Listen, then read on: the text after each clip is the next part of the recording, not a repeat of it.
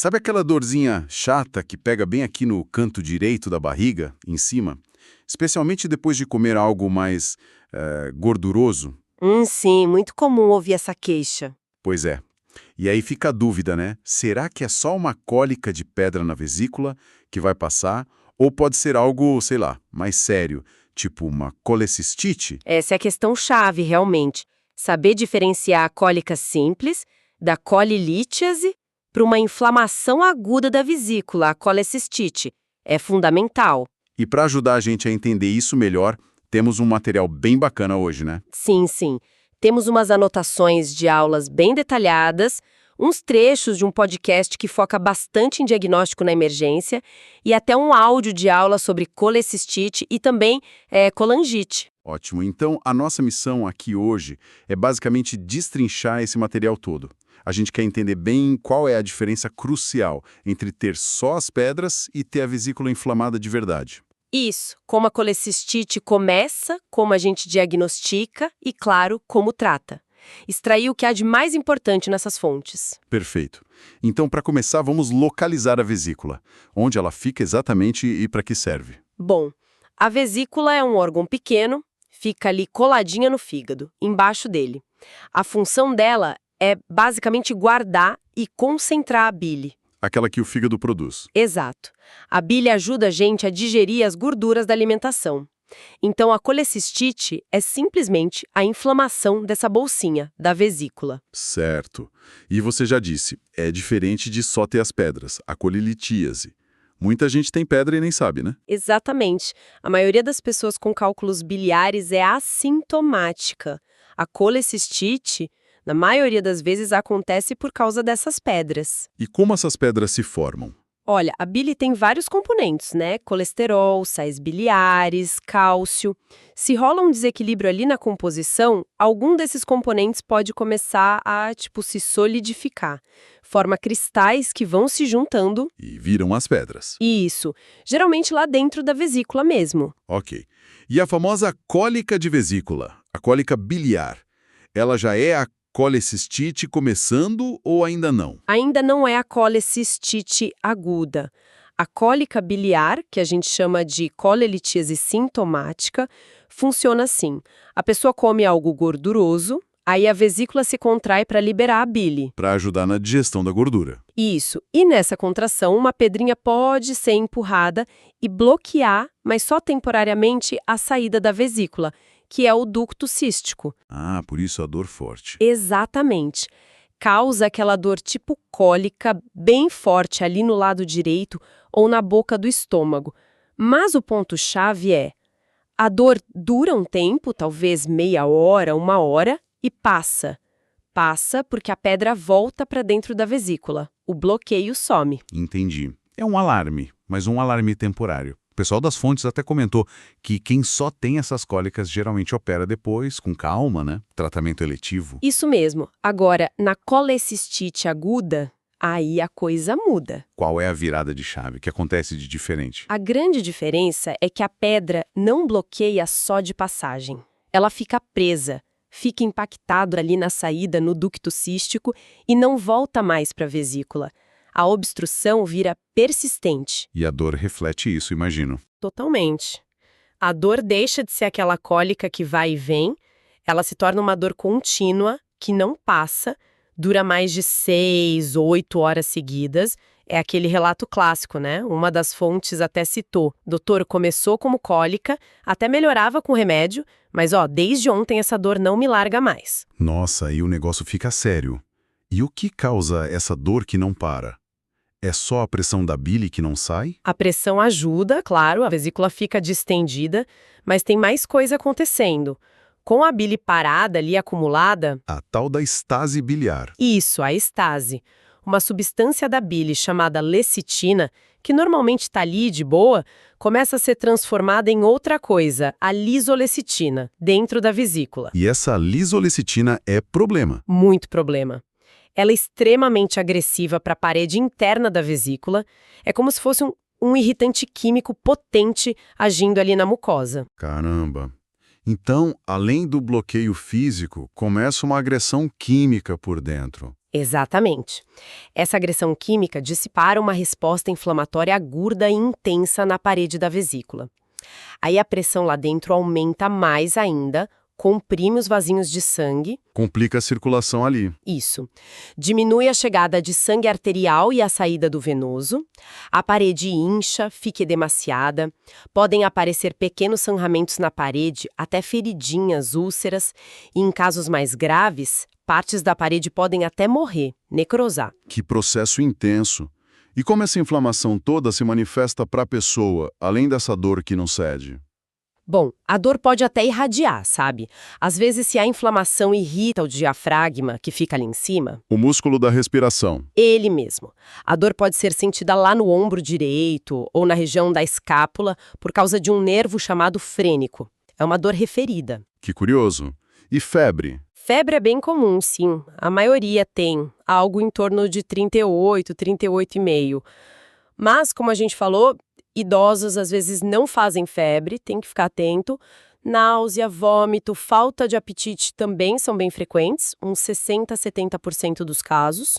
E quando o médico vai examinar, o que ele busca na palpação da barriga? O sinal mais comum e talvez o mais confiável, segundo o que a gente viu nas fontes, é a hipersensibilidade na palpação ali do hipocôndrio direito ou no epigastro. Só de encostar já dói bastante. Mais comum até que o famoso sinal de Murphy? Parece que sim. O sinal de Murphy é clássico, mas positivo só em metade dos casos, mais ou menos. Como é a manobra do Murphy mesmo? Para a gente relembrar. O examinador coloca a mão ali abaixo da costela direita, no ponto cístico, e pede para a pessoa inspirar bem fundo. Se na hora que o pulmão empurra o fígado e a vesícula para baixo, e a vesícula inflamada encosta na mão do examinador, A pessoa trava a respiração de dor. exato, interrompe a inspiração por causa da dor súbita. Esse é o sinal positivo. Uma das fontes até citou uma frase do próprio Murphy dizendo que nunca viu esse sinal ausente num caso comprovado. Mas a sensibilidade local parece ser ainda mais frequente. Lembro da história do Rafael que uma das fontes contou. Foi várias vezes para o PS com dor e só descobriram quando alguém finalmente examinou direito e viu essa sensibilidade. Mostra como o exame físico é crucial, né? Fundamental. Às vezes o diagnóstico está ali literalmente na ponta dos dedos. Outra coisa que pode aparecer no exame é sentir uma massa palpável ali na região. Uma massa.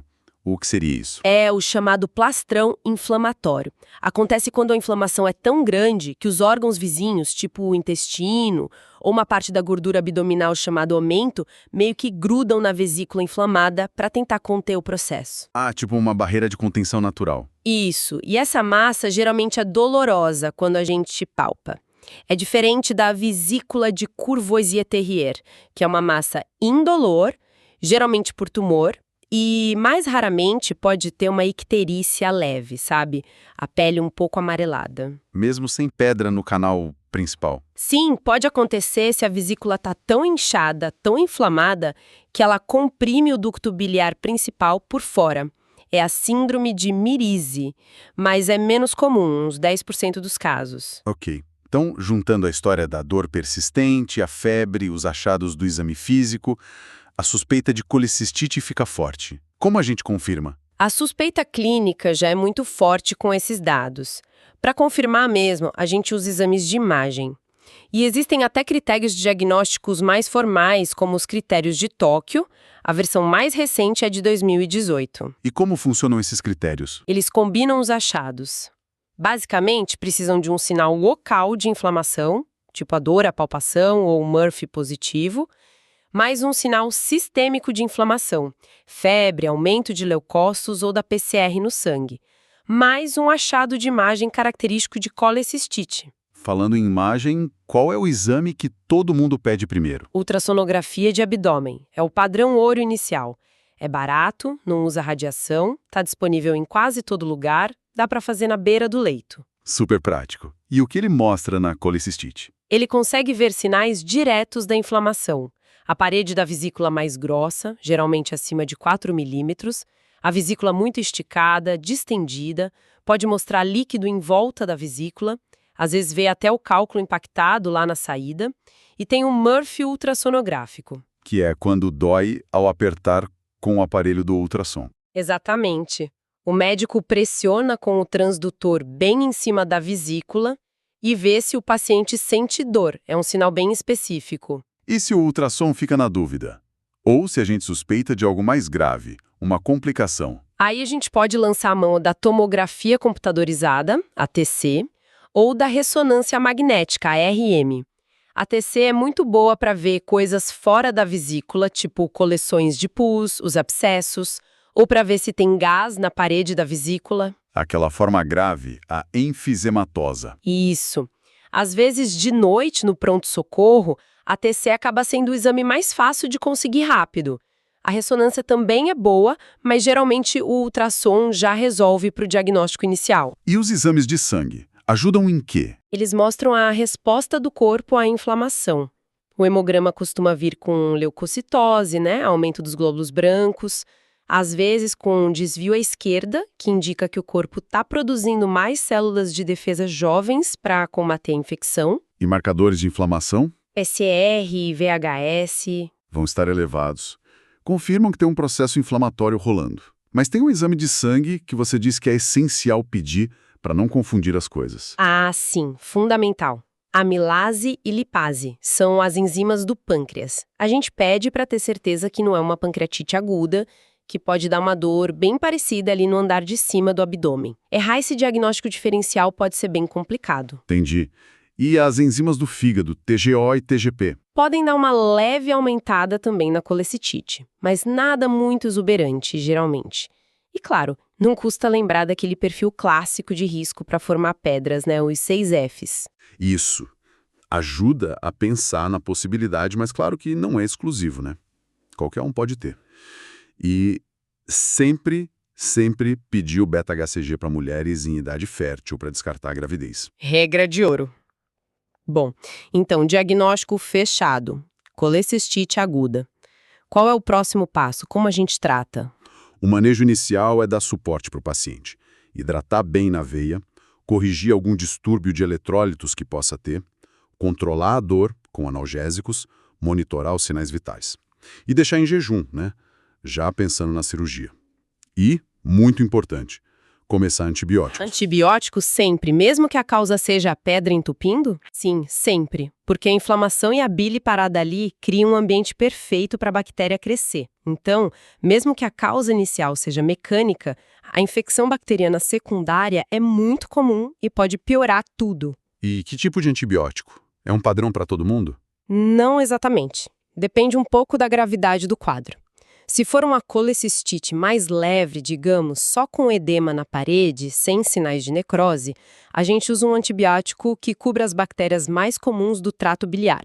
Algo como uma cefazolina, por exemplo. E se o caso for mais grave, complicado? Se tiver suspeita de necrose, gangrena, pus dentro da vesícula, o empiema, abscesso, perfuração... Aí a gente precisa de uma cobertura mais ampla, tem que pegar bactérias anaeróbias também, que adoram tecido morto. As fontes citam alguns esquemas, tipo ceftriaxona com metronidazol ou piperacilina tazobactam. O importante é o conceito, caso complicado, cobertura antibiótica mais potente. E usa por quanto tempo? Geralmente mantém até a cirurgia e continua por um tempo depois, uns 3 a 5 dias, até a pessoa melhorar clinicamente, a febre sumir, os leucócitos normalizarem. Não se recomenda mandar para casa com antibiótico rotineiramente, parece que aumenta o risco de infecção no local da cirurgia depois. Entendi. E a cirurgia, é ela que resolve de vez, né? Sim, o tratamento definitivo da colecistite aguda é tirar a vesícula fora, é a colecistectomia.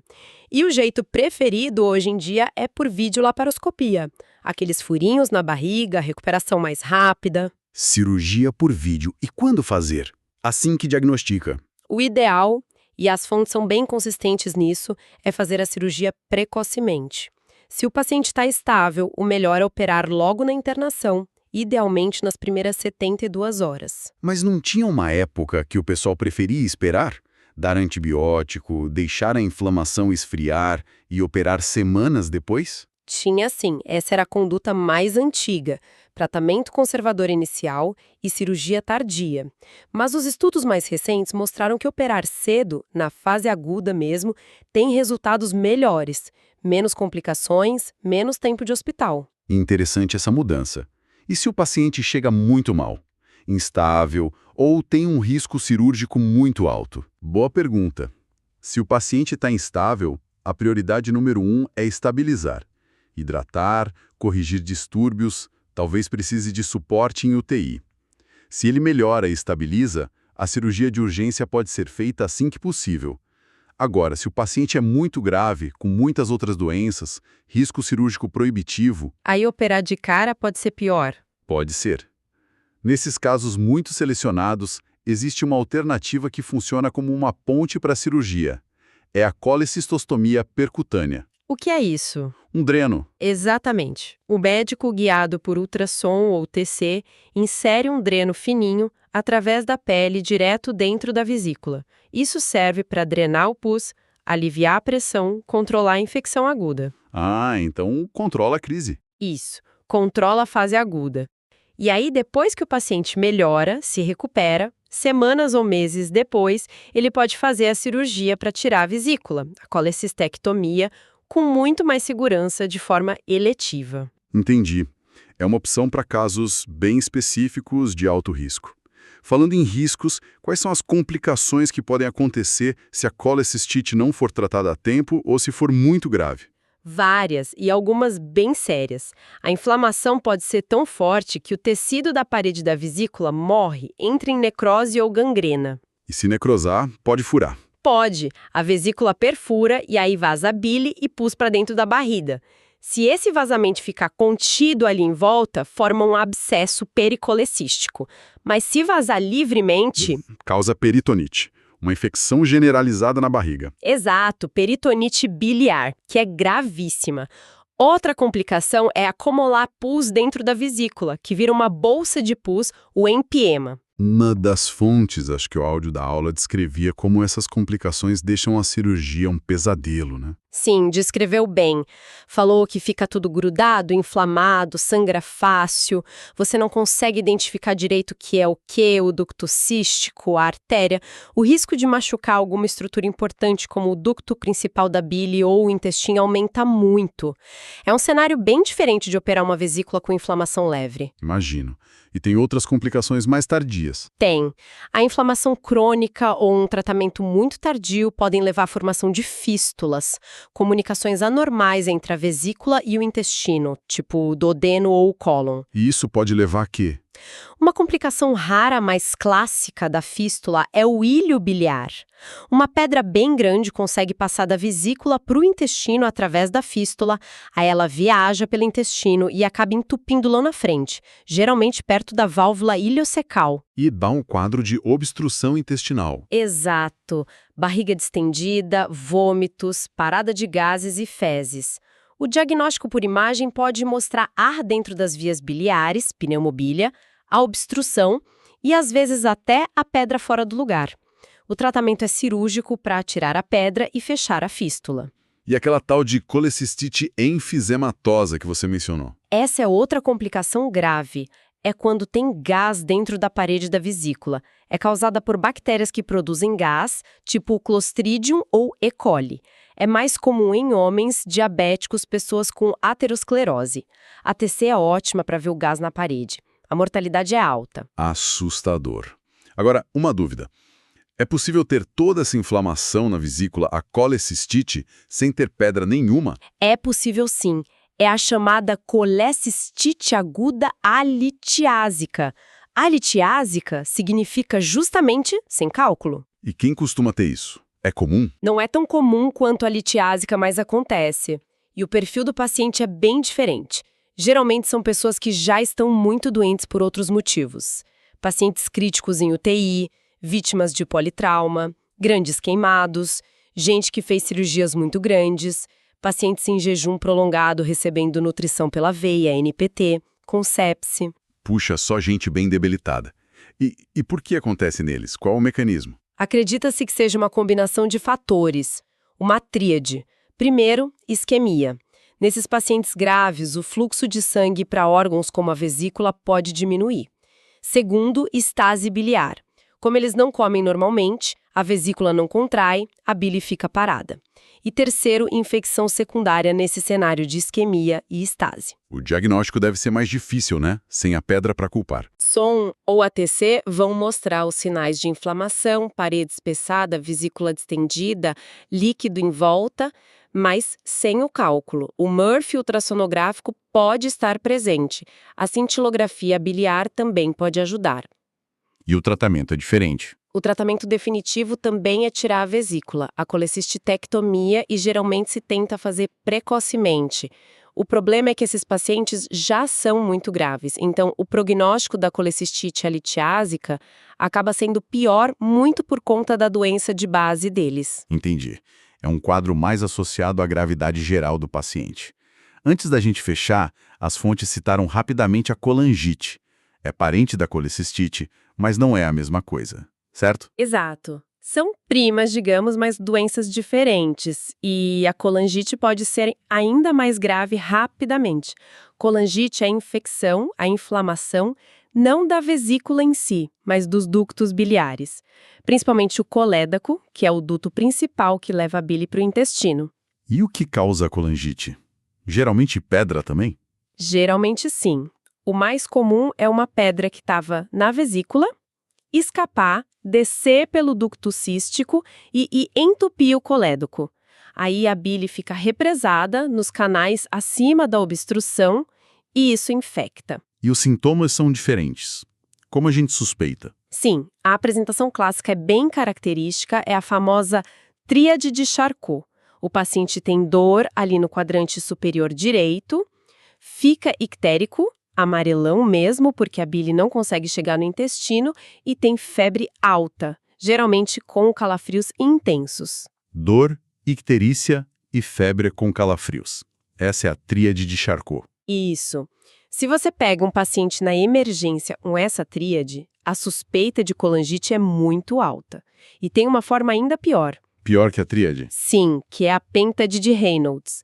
É a tríade de Charcot, dor, icterícia, febre, mais 2 sinais de gravidade sistêmica, alteração do nível de consciência, confusão mental, letargia e choque, pressão muito baixa e hipotensão. Nossa, isso já indica sepse grave, né? Exatamente, indica uma colangite supurativa, com pulso sob pressão nos ductos e uma resposta inflamatória sistêmica grave. É uma emergência médica absoluta. E o tratamento da colangite?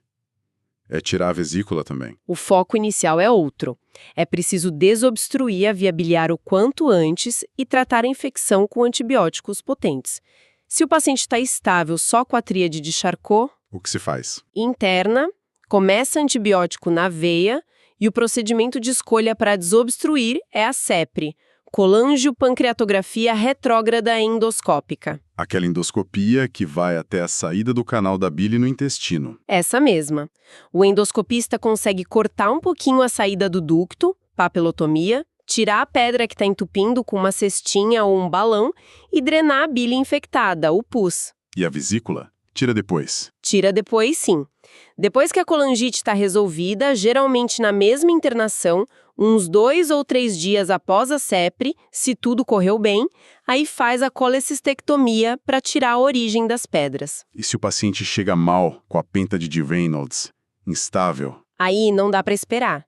A drenagem da via biliar tem que ser feita urgentemente, questão de horas, no máximo 24 horas. A CEPRE de urgência ainda é o ideal, se disponível e viável. E se não der para fazer CEP rápido? Se a CP-pré não está disponível ou o paciente está muito instável para fazer, a alternativa é a drenagem cirúrgica. O cirurgião tem que ir lá, abrir ou por vídeo, e colocar um dreno especial, chamado dreno de Kerr, que é um dreno em forma de T dentro do colédoco para descomprimir a via biliar e deixar a bile infectada sair. Entendi. É uma situação bem mais crítica.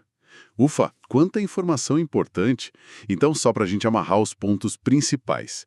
Colecistite é a inflamação da vesícula, na imensa maioria das vezes por causa de uma pedra que entope a saída dela e não sai mais, causando aquela dor persistente, diferente da cólica simples. Exato. O diagnóstico se baseia na história, no exame físico, sensibilidade, Murphy e principalmente no ultrassom. Perfeito. O tratamento padrão hoje é antibiótico e cirurgia.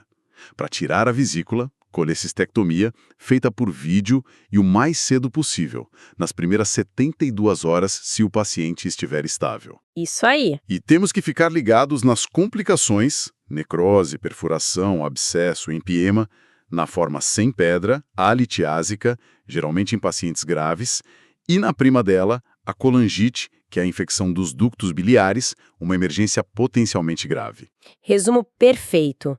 Acho que a grande mensagem para quem está ouvindo é aquela dor na barriga, ali do lado direito em cima, que não passa de jeito nenhum, especialmente se vier com febre, vômito, não dá para ignorar. Tem que procurar um médico. Diferenciar a cólica, que vai e vem, da dor que fica é o pulo do gato, né?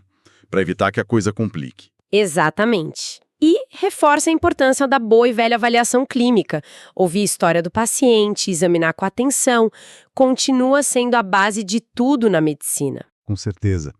E, para a gente terminar, fica aquela provocação baseada no que a gente discutiu. Se a maioria das pessoas que tem pedra na vesícula vive numa boa, sem sintoma nenhum, o que será que realmente faz a diferença? O que leva uma pedra silenciosa a causar uma cólica ou, pior, uma colecistite aguda? Boa pergunta. Será que tem a ver só com o tamanho da pedra ou a sorte dela entupir ou não? Ou será que tem outros fatores aí?